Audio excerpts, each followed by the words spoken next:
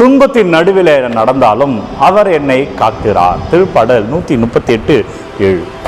எவ்வளோ துன்பங்கள் வாழ்க்கையில, கவலைகள், கஷ்டங்கள் இருந்தாலும் ஆண்டவர் உங்களை காக்குகிறார். குறிப்பா இன்றைக்கு புதன்கிழமை கோடி அற்புதர் அந்தோனியா நாளில் நேற்று எனக்கு விடுதலை பெற்ற நாம் இன்றைக்கு புனித சூசையப்பர் குடும்பத்துடைய பாதுகாவலர், அவர் ஜெபத்தில் இந்த குடும்பத்திற்கான ஆசீர்வாதத்தை பெற்று உங்கள் குடும்ப மகிழ்ச்சியாய், அமைதியாய், ஆசீர்வாதத்தில் நிலைத்து நிற்கும் பிரியமான இறை உறவுகளே, இந்த கிறிஸ்தவ வாழ்க்கையில துன்பம் என்பது ஒரு பின்னி பிணைந்த ஒன்றாகத்தான் இருக்கும்.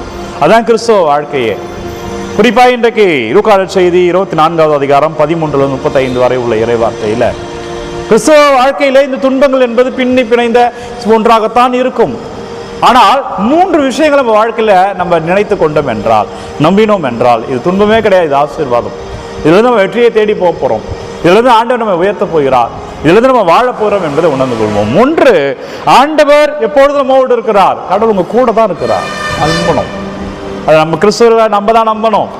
ஆண்டவர் என்றைக்குமே நம்ம என்னக்காய் உயிர்த்த கடவுள் என்னோடு இருக்கிறார், அவருடைய ஆசீர்வாதம் நான் தாங்கி இருக்கிறேன், நம்புங்க. நீங்கள் உங்களை நம்பவில்லை என்றால் இந்த உலகம் உங்களை உதாசீனப்படுத்தும், இந்த உலகம் உங்களை நம்பாது, இந்த உலகம் உங்களை வெறுக்கும். எனவே நீங்க நம்புங்க, இந்த கடவுள் உங்களோடு இருக்கிறார். 2வது செய்தி, கடவுள் என்னோடு இருக்கிற கடவுள் என்னோடு பேசிக்கொண்டே இருக்கிறார். பைபிள் வாசிங்க, பைபிள் உங்கள்கிட்ட பேசும். கோயிலுக்கு போங்க, பிரசங்கத்துல நற்செய்தி மூலமாக சொல்லப்படுகிற மறைவுரையின் மூலமாக ஆண்டவர் உங்கள்கிட்ட பேசிக்கொண்டே இருப்பார். அவர் என்னோடு இருக்கிற கடவுள் சும்மா இல்லை, அவர் என்ன சொல்லிக்கொண்டே இருக்கிறார், அவர் என்ன வழிநடத்தி கொண்டே இருக்கிறார். இந்த உலகத்தினுடைய சத்தத்துல பல வேளைகளை அவர் சத்தத்தை நம்ம கேட்கறது இல்லை, அவர் சத்தத்தை நம்ம கேட்கறது இல்லை. அவர் சத்தத்தை நம்ம கேட்கணும். அவர் சத்தம் மெல்லியதா இருக்கும், அதான் ஜெபம். அவர் சத்தம் மிக மென்மையாக இருக்கும், அதான் பைபிள். அவர் சத்தம் மிக மிக மென்மையா இருக்கும், அதுதான் திருப்பலி. எனவே அவர் சத்தத்தை கேளுங்கள், அவர் பேசிக்கொண்டே இருக்கிறார். 3வது, நாம் அவரை முழுமையான வாழ்க்கையில அனுமதித்தோமே ஆனால் அபிஷேகத்தை பார்க்கலாம். ஆண்டவர் உங்க வாழ்க்கையில அனுமதிகள் நீங்கள் ஜெபத்தில் இருப்பதை குறிக்கிறது. நீங்கள் ஜெபமாலையில அன்னை மரியாளுடைய ஆண்டவரை தேடுவதை குறிக்கிறது. உங்க வாழ்க்கையில ஆண்டவரை அனுமதியுங்கள், பைபிள் வாசிக்கிறதை குறிக்கிறது. நீங்கள் அந்த ஆண்டவரை அனுமதிக்கணும். ஆண்டவர் என்னோடு தான் இருக்கிறார், அந்த ஆண்டவர் பேசிக்கொண்டிருக்கிறார், அந்த ஆண்டவரை நான் அனுமதித்தேனே ஆனால் என் வாழ்க்கை வல்லமையாய், பிளஸ்ஸிங்கா, ஆசீர்வாதமா மாறும்.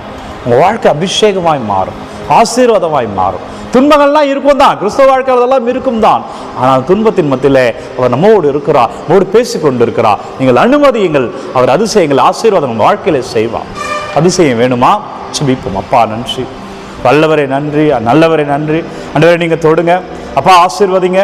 இயேசு கிறிஸ்துவின் பெயரா வல்லமை பார்ப்பீர்கள், வல்லமையா நற்கருணை ஆண்டவர் பெயரில் அபிஷேகங்கள் இருக்கும்.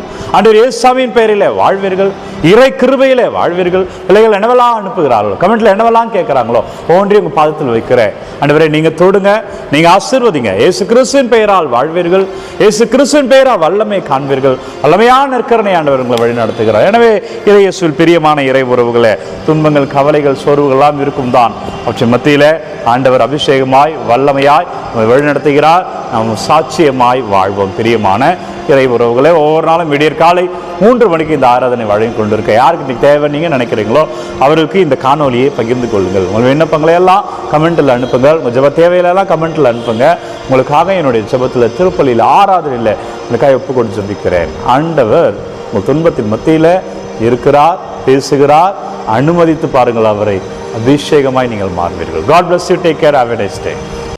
எல்லாம் வல்ல இறைவன், தந்தை, மகன், தூய ஆவியார் உங்கள் அனைவரும் நிறைவாய் ஆசீர்வதிப்பாராக.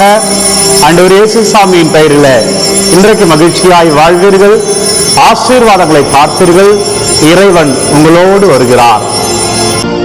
அன்பர்களே, இந்த காணொளி யாருக்கு தேவை என்று நினைக்கிறீர்களோ அவர்களோடு பகிர்ந்து கொள்ளுங்க. God bless you.